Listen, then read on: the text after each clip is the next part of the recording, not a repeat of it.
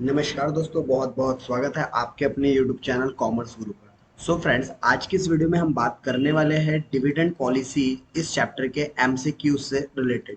तो चलिए, आप लोगों ने हो पहले इसके पूरे थ्योरेटिकल कॉन्सेप्ट्स एंड फॉर्मूलेस आपने गो थ्रू करके आए होंगे, ऐसा मेरा प्रिजम्पशन है। अगर आप लोगों ने अभी तक इसके कॉन्सेप्ट्स को गो थ्रू नहीं किया तो पहले आप इसके थ्योरेटिकल कॉन्सेप्ट को गो थ्रू कीजिए, देन आप एमसीक्यूज कीजिएगा, तो आपके लिए काफी ज्यादा अच्छा और यूजफुल रहेगा। तो चलिए बात करते हैं डायरेक्टली हम एमसीक्यूज क्वेश्चंस की। So dividend policy of a company mainly concern, देखो जो डिविडेंड पॉलिसी हम लोग बनाते हैं, बेसिकली यहाँ पर हम दो चीजें डिसाइड करते हैं, कितना डिविडेंड दे और कितना हम लोग रिटेन रख लें।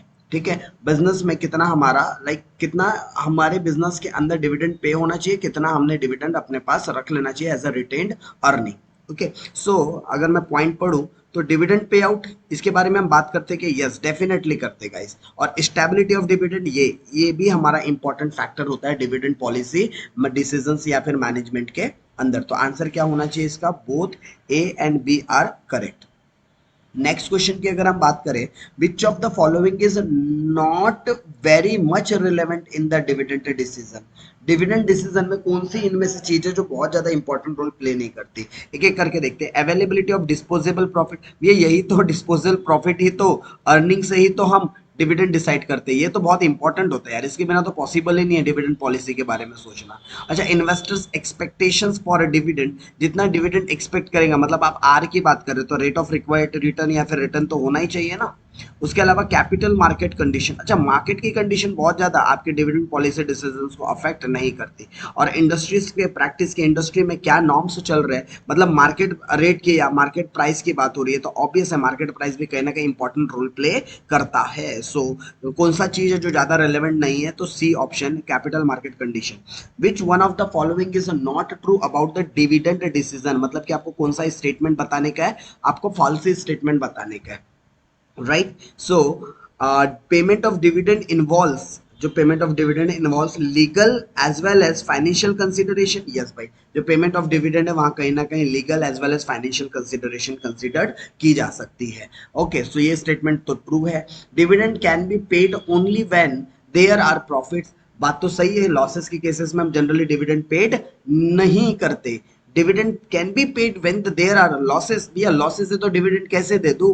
डिविडेंड तो आउट ऑफ अर्निंग दिया जाता है ना, और जब अर्निंग ही अवेलेबल ना हो तो मैं डिविडेंड कैसे बांट सकता हूं? तो ये स्टेटमेंट फॉल्स है। ठीक है, हमको फॉल्स स्टेटमेंट मिल गया। अच्छा, stock dividend does not affect the liquidity of the position of the company. Yes guys, liquidity की वजह से, मतलब हमारी लिक्विडिटी पर कोई फर्क नहीं पड़ता, बात सही है, बिकॉज हम यहाँ पर कोई भी कैश का एक्सचेंज नहीं करते हैं, that's Y.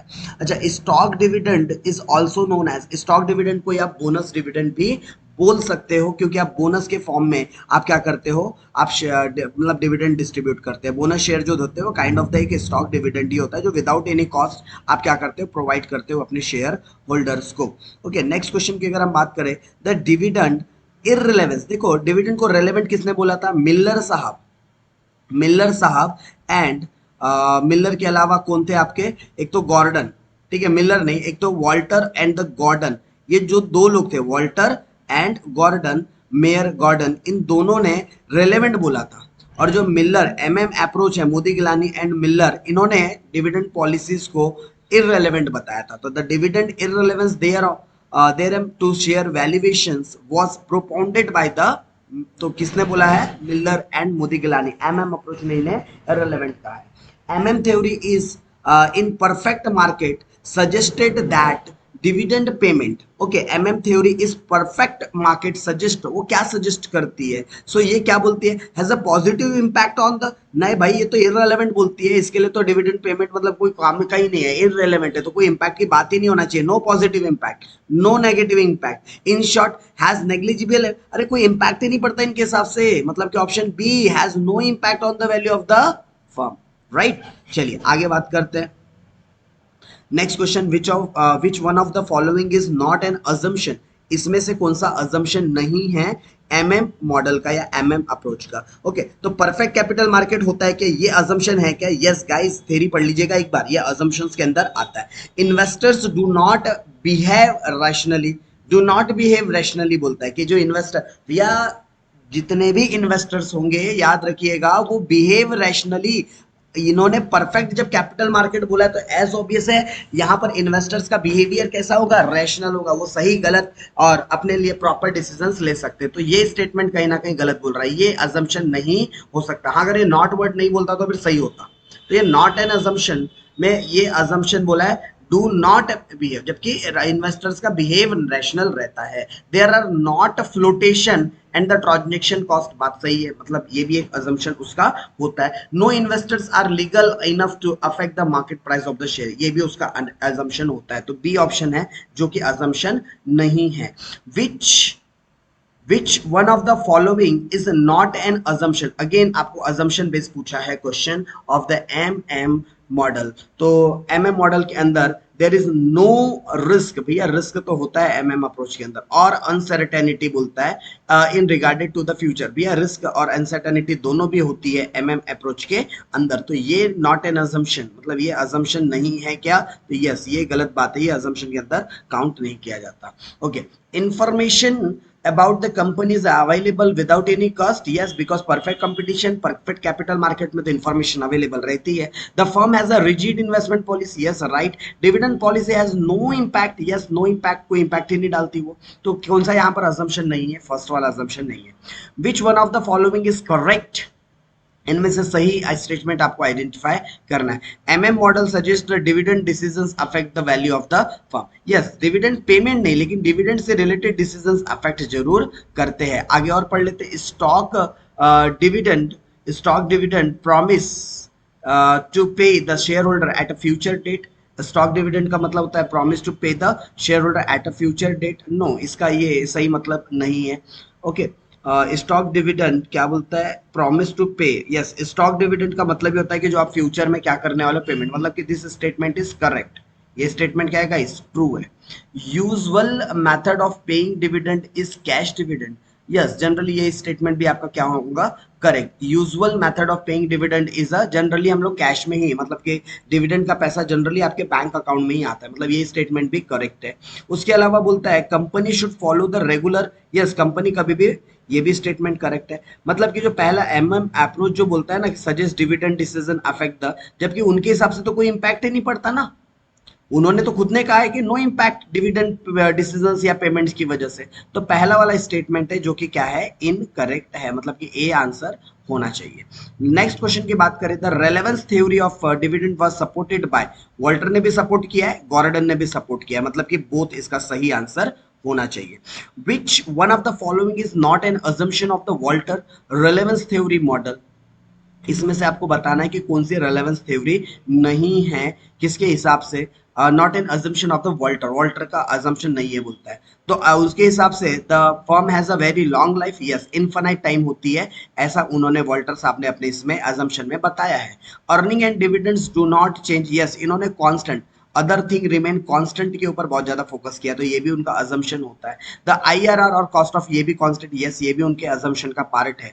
The firms are finance through the external, no no no, उन्होंने नो डेप्ट बोला है, नो एक्सटर्नल फंडिंग के बारे में बोला है उन्होंने, जबकि यहाँ पर ये बोल रहा है, मतलब ये स्टेटमेंट क्या है? गलत है, मतलब ऐसा अजम्पशन नहीं है किसके अंदर? वॉल्टर मॉडल के अंदर। तो डी ऑप्शन सही होना चाहिए। अच्छा, according to the Walter the firm should retain the profit, firm ने अपना प्रॉफिट रिटेन कब करना चाहिए? जब उनका रिटर्न ज्यादा हो, किसके कंपैरिजन में? कॉस्ट ऑफ कैपिटल के कंपैरिजन में, मतलब कि ऑप्शन ए।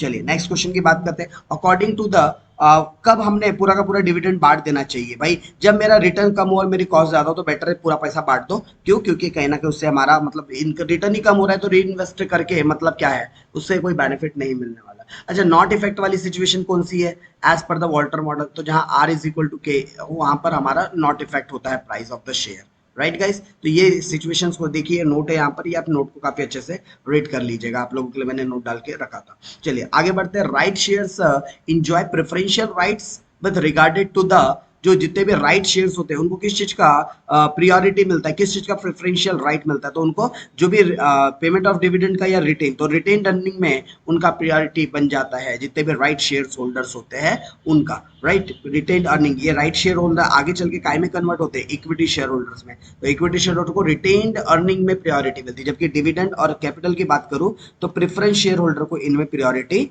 मिलती है, राइट गाइस? नेक्स्ट क्वेश्चन की बात करें, तो नेक्स्ट क्वेश्चन है which one of the following is not an assumption of the Gordon relevance theory model. तो आपको बताना है कि इसमें से कौन सा अजम्पशन नहीं है। तो उन्होंने बोला था नो टैक्स और आप बोल रहे हो यहाँ पर टैक्स है, तो ये अजम्पशन नहीं है।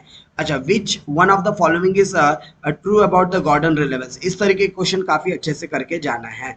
ओके, जहां पर आर हमारा क्या हुआ है बोलता है less than cost of capital है, देन ऑप्टिमम पे 100%, यस बात तो सही है। अच्छा, अगर रहा तो नो ऑप्टिमम, ये बात भी सही है। और अगर लेस देन रहा तो should distribute smaller dividend, smaller dividend छोटा डिविडेंड दो और बाकी पैसे को क्या कर दो, रिटेन रखो और बिजनेस में री इन्वेस्ट कर दो। तो सारे भी स्टेटमेंट यहाँ पर क्या है, सही है, गॉर्डन रिलेवेंस थ्योरी से रिलेटेड है, राइट। अगर नेक्स्ट क्वेश्चन की बात करते हैं, determine the dividend policies are legal provisions apply होता है क्या, यस होते हैं। नेचर ऑफ द कंपनी पे डिपेंड करता है कि yes. Expectation of the share holders पे डिपेंड करता है कि यस।